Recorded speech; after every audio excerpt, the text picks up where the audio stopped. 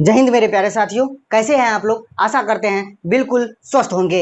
MP TET वर्ग 3 teacher vacancy यहाँ पर दिया गया है और इसमें कुछ शर्त भी है।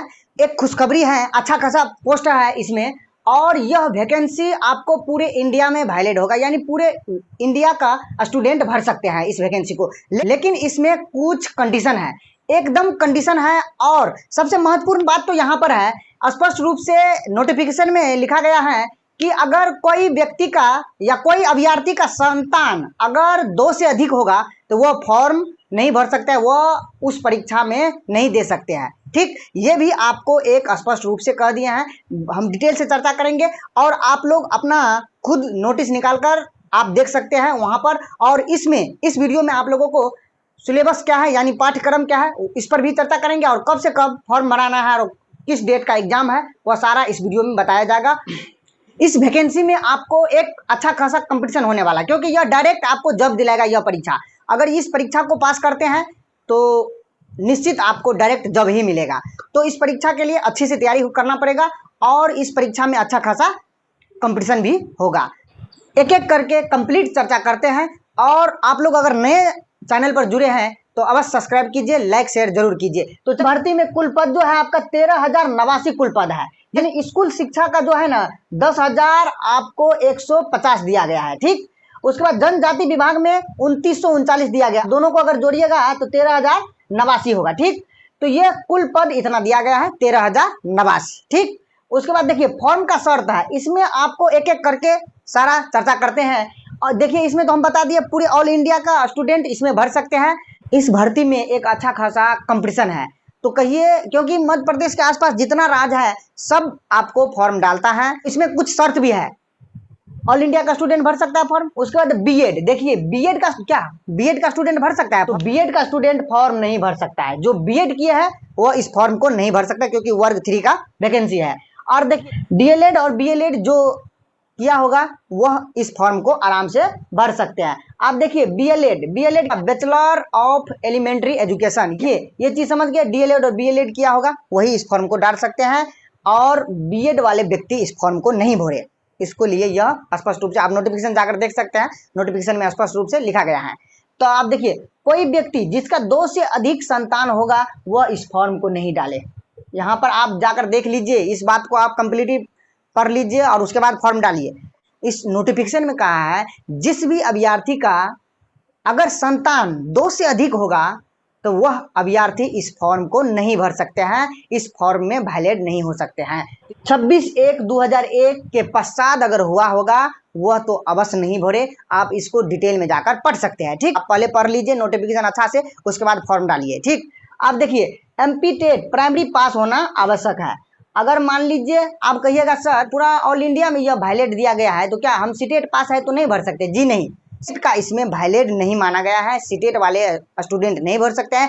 केवल वह एमपी टेट प्राइमरी पास होना आवश्यक जरूरी है, एमपी टेट का परीक्षा पास होना आवश्यक जरूरी है प्राथमिक स्तर वाले, नहीं तो इस फॉर्म को नहीं भर सकते हैं। वैलिड इस फॉर्म में नहीं है, याद रखिएगा, इस फॉर्म में सीटेट वैलिड नहीं है। सीटेट वाले अभ्यर्थी मत इस फॉर्म को भरिए। उसके बाद न्यूनतम आयु आपको 21 वर्ष है, याद रखना, और अधिकतम आयु जो है इसमें 40 वर्ष है जो जनरल कैटेगरी का है, और 45 वर्ष आपको जो एमपी का महिला है वह 45 वर्ष तक दिया गया है इसमें। इस नोटिफिकेशन में आप आराम से डिटेल आराम से पढ़ सकते हैं। नहीं, आप देखिए इतना चीज, और एग्जाम डेट भी दे चुका है हम। डेट जो है एमपी टेट वर्ग 3 का जो एग्जाम डेट है वह आपको 31 अगस्त 2025 का संभावित तिथि दिया गया है, वहां से आपको प्रारंभ हो जाएगा एग्जाम।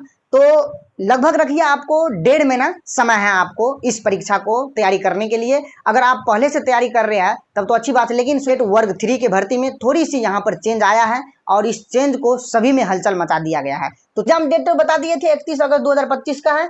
और देखिए पहले हम बता देते हैं फॉर्म जो का डेट जो है, फॉर्म डेट आपको 18 तारीख यानी 18 जुलाई 2025 से भराना स्टार्ट हो जाएगा, और अंतिम डेट जो है 1 अगस्त 2025 तक है। और संशोधित तिथि जो दिया गया है इसमें 6 अगस्त 2025 तक दिया गया है, जिसमें थोड़ा सा टुटिया हो जाएगा फॉर्म भरने में, तो 6 अगस्त 2025 तक आराम से आप सुधार कर सकते हैं। लेकिन आपको अंतिम तिथि जो है फॉर्म भराने का वह है 1 अगस्त 2025 तक। आप देखिए 1 अगस्त 2025 तक फॉर्म भरेगा आपको 31 तारीख को एग्जाम लेगा, यानी 31 तारीख से आपको एग्जाम प्रारंभ हो जाएगा। तो ऐसा रखिए, देखिए जितना भी एग्जाम हुआ एमपी में तो वह संभावित तिथि पर लिया गया है अधिकतर एग्जाम, कुछ एग्जाम है जो उसको डिले किया गया है। तो ये मान के चलिए जो आपका 31 अगस्त का एग्जाम ले लेगा। ठीक, अब देखिए यहाँ पर पाठ्यक्रम को चर्चा करते हैं। पाठ्यक्रम क्या है, देखिए हिंदी भाषा आपको है और अंग्रेजी भाषा है, गणित है, विज्ञान है, तो सामाजिक विज्ञान है। अब जो है यहाँ पर सबसे महत्वपूर्ण बात है, इसमें से आपको ईवीएस हटा दिया गया है, बाल विकास हटा दिया गया है और संस्कृत भी हटा दिया गया है। इसमें थोड़ा सा चेंज हो गया है सिलेबस। तो हिंदी भाषा में आपको कुल 15 प्रश्न रहेगा और 15 अंक पूछा जाएगा। अंग्रेजी भाषा में भी आपको 15 प्रश्न रहेगा, 15 अंक पूछा जाएगा। गणित में आपको 20 प्रश्न रहेगा, 20 अंक पूछा जाएगा।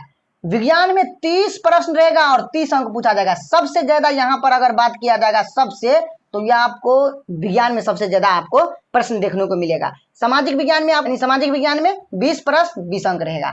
अब इसका देखिए कुल प्रश्न आपको 100 रहेगा और कुल अंक भी 100 रहेगा। अगर आप ये 100 में से अधिकतम अंक अगर आप प्राप्त करते हैं तब ये आपको इसमें सिलेक्शन होगा। इस सिलेक्शन के बाद डायरेक्ट नौकरी है, अच्छा खासा कंपटीशन इसमें देखने को मिलेगा। तो आप लोग ऐसा कीजिए, सिलेबस के अनुसार आप लोग तैयारी कीजिए और 1.5 महीना में आप लोग अच्छा से अच्छा, कम से कम आप 10 घंटा पढ़ लीजिए, 11 घंटा पढ़ लीजिए, 12 घंटा पढ़ लीजिए, तब आपका इसमें सिलेक्शन पक्का हो जाएगा। और पहले से आप कुछ ना कुछ तैयारी करते होंगे, तो पहले से तैयारी करते होंगे कुछ ना कुछ, तो अच्छी बात है, क्योंकि यहाँ पर आपको कंडीशन इस बार दिया गया है तो फॉर्म तो अप्लाई होगा। और ऐसा नहीं है, अब मान लीजिए पूरा देश का स्टूडेंट क्या किया है, सीटेट का एग्जाम पास किया है, एमपी टेट तो पास ही नहीं किया है, तो एमपी टेट नहीं पास करेगा। अगर एमपी का जो अभ्यर्थी है वो तो पास किया होगा और एमपी का अभ्यर्थी इस फॉर्म को डालेगा तो उसी का जॉब होगा। तो लगभग रखिए ना, कुछ व्यक्ति आपको एमपी के अदर स्टेट का व्यक्ति भर सकता है, क्योंकि उसको यह बात पहले से शायद पता न हो, लेकिन जिसको पता होगा वह पहले से एमपी टेट का परीक्षा पास किया होगा। तो फ्रेंड्स, ये रहा आपको सूचना, वैकेंसी है यह, और आप लोग अगर फॉर्म डालते हैं तो अच्छी बात है। फॉर्म डालकर अच्छी से तैयारी कीजिए, आप लोगों को निश्चित जॉब हो जाएगा। तो फ्रेंड्स, मिलेंगे आप लोगों को नेक्स्ट वीडियो में, तब तक जय हिंद जय भारत।